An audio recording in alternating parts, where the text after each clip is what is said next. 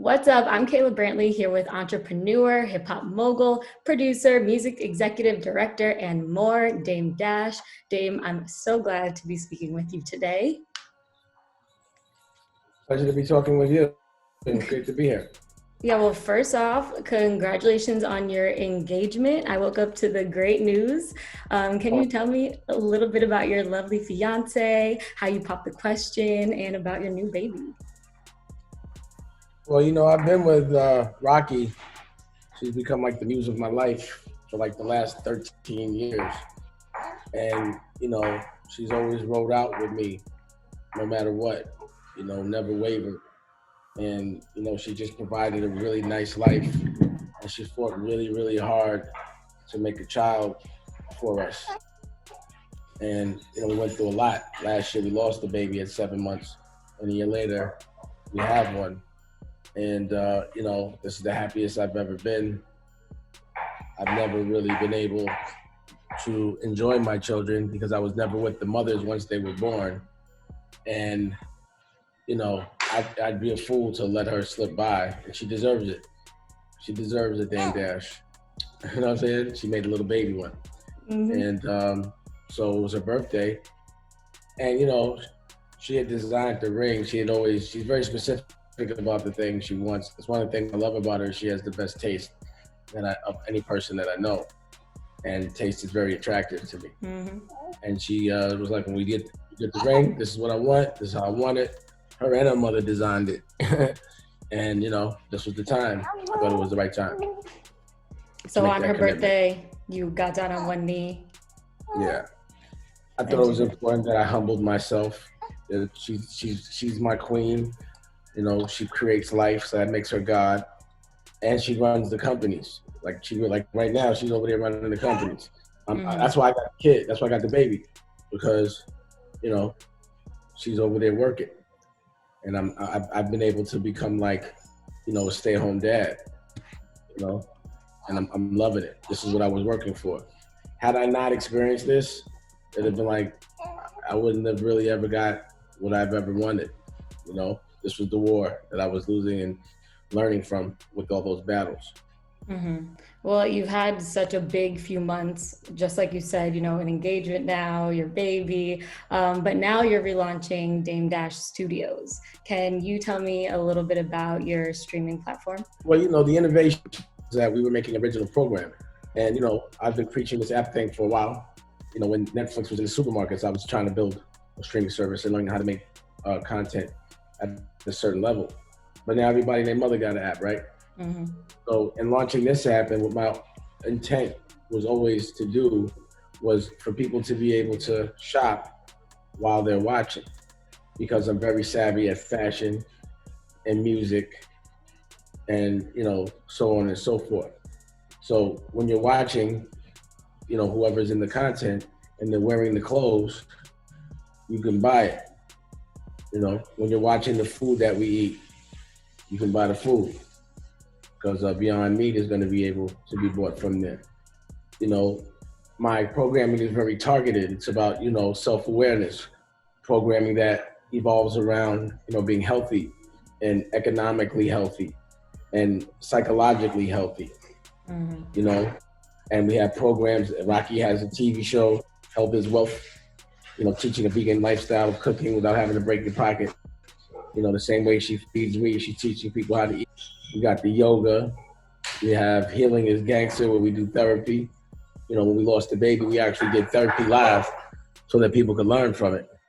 We have original programming, scripted series like Dress to Kill, original movies like Honor Up, and a lot more coming, new stuff daily. We have, the commission and politics.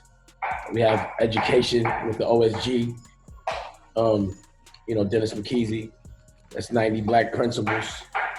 We deal with history with like the Yah Squad and also the Galaxy Network with Billy Carson, Forbidden Knowledge. And, it's an experience. You have a magazine launching. So you get the magazine now, you can get books from there, you get music from there. It's once you're in that environment, everything that comes with it that you like, you're able to get it. immediately, and you get it from us. You don't have to get it from anybody else.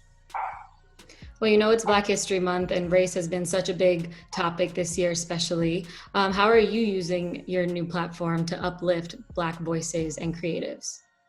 Well, this is my network is Black History Life, and giving our culture, people from our culture, the opportunity to make our stories our way without having to go through a racist production company who wants to control the narrative and make us look dysfunction. So we're able to showcase the heroes. So, regardless of with the commission, that's, Congressman Andre Carson and Senator Eddie Milton, and we're teaching people how to get laws passed and showcasing our real heroes, not those that are buying stuff, those that are doing stuff. You know what I mean? And then also, we're able to tell the real stories the way they were actually, with the way in a way where you can't water it down, the way it actually happened. And everything is made really by us. We don't outsource. It's all independent. So for Black History Month, Black History Life, Black History Year, I will be showcasing our stories for our people and showcasing what real wealth is for us. What love really looks like, identifying your dream and understanding how to really live it and all the things that come with that. Again, making sure that economically, if I'm knowing how to keep myself stable, I'm going to teach y'all. At least you'll know how I did it. You'll be able to do it yourself.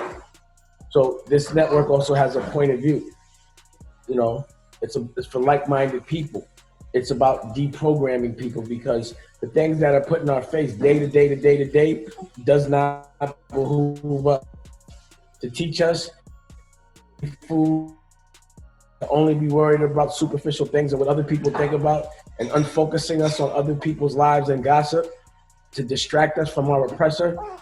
That's exactly what needs to be, and what we need to be deprogrammed up. That's what needs to be changed, and that's what this network is, and it has always been. And the quality of everything, I'm very proud of the way we shoot, and the quality of everything we do. So we get to tell you the truth, and it looks good. There's no compromise of quality because it's independent. Yeah, I think that's important that you say, it's beyond Black History Month. Like, your app isn't just going to be available this month. It's going to be a year-long thing, multiple year, lifelong thing. And I think it's also important to be teaching young Black people the skills to get where you've been. And people look at you, they see, an entrepreneur, a music mogul, a father, producer. Do you have a message for the young people watching this interview now who are grinding and just trying to make it, and look at you and try to emulate what you did?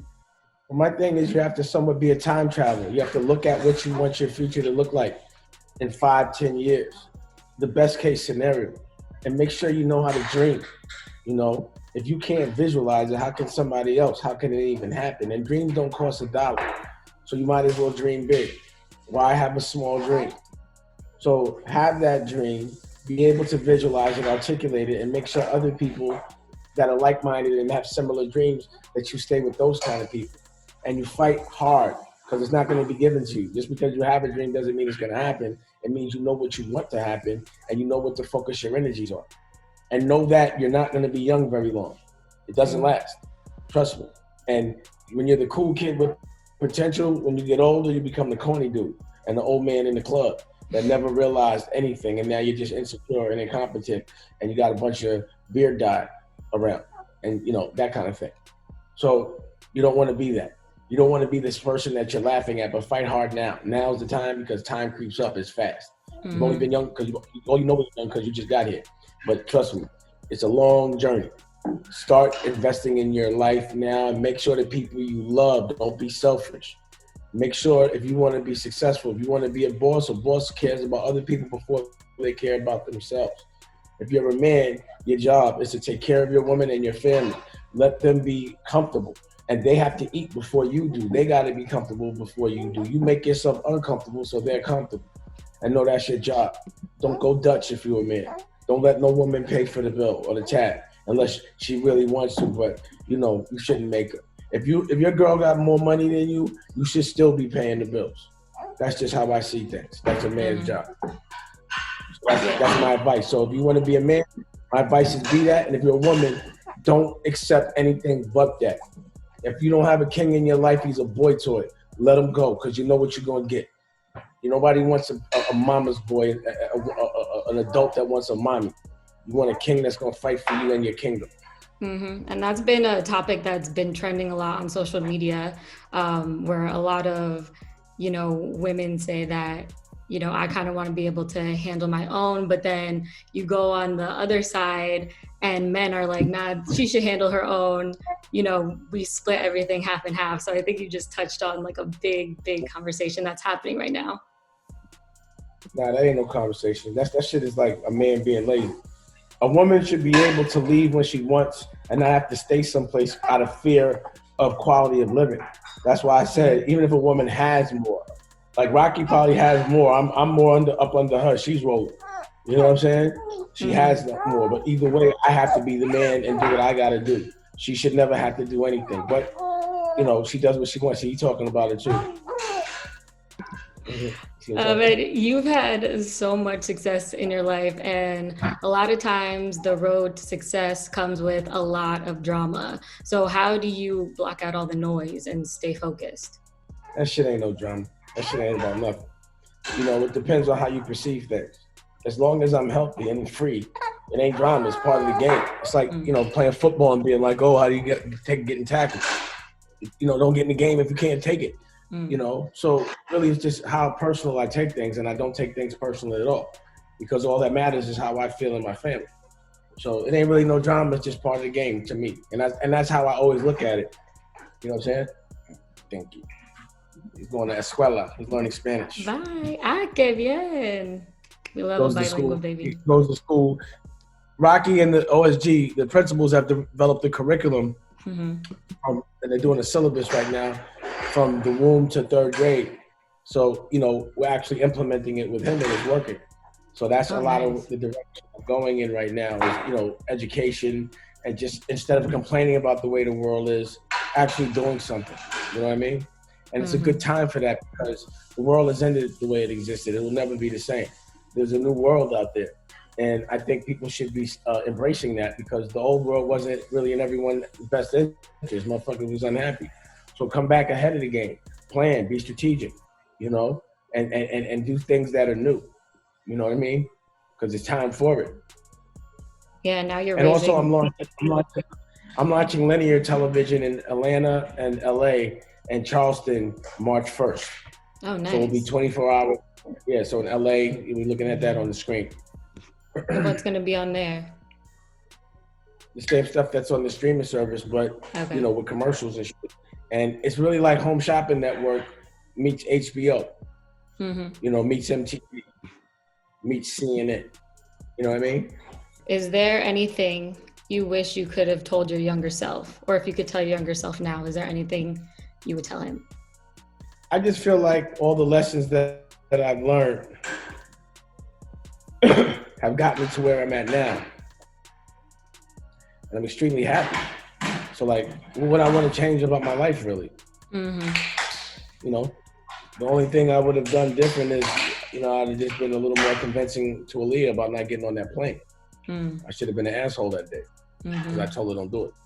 But other than that, I've had so much fun, and I just look at things as learning experiences. And my playground and my classroom, it's a level that people can't even comprehend. You know what I mean? I'm first generation money, and I wasn't born into this. So all I do is compare what life was and what life is. What I used to go through every day. I'm from the street. I'm an ex-drug dealer. Shit was completely different. I just think about when I was there and was like, this is what I'm gonna be, this is what I'm gonna do, and I did it. So I'm very content. What could I do different? You know what I mean? I mean, I do. I would do different now is I would have figured out how to be able to raise every time I had a child, it wasn't under the circumstance. I was talking to my OG Daniel today, and he was like, yo, he never planned for a child. You're always told like, oh, you're pregnant. but this is the first time I was really able to plan for it, you know, and I developed a different level of respect for women as I evolved, and that took time. So I would probably explain to my younger self the value of women and not to disrespect them. There probably wouldn't be the pouring on Big Pimpin'. You know, that probably wouldn't have. Any disrespect to women would have gotten eliminated. And you did say, you know, you are raising your child differently. You have now a biracial child. You're putting him in Spanish lessons already from an infant's age. What other things are you doing differently in raising your child in this new world that you said? Well, you know, I'm not visiting my child. I'm raising him, I'm waking up with him.